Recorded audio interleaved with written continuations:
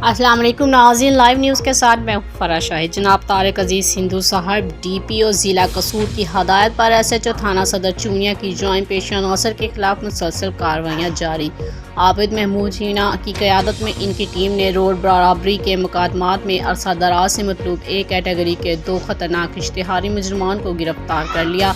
अलावा जी सिर्फ रवां माह नवंबर के पहले अशरे में कैटेगरी A के 4 और कैटेगरी B के 14 मुजरमान इश्तिहारी गिरफ्तार कर लिए गए। गिरफ्तार शुदा मुजरमान इश्तिहारी इमरान उर्फ जिला मुकदमा नंबर 326/23 जुर्म 392 तय थाना सदर चूनिया, मुदस्सर उर्फ सनी मुकदमा नंबर 327/23 जुर्म 392 तय थाना सदर चूनिया।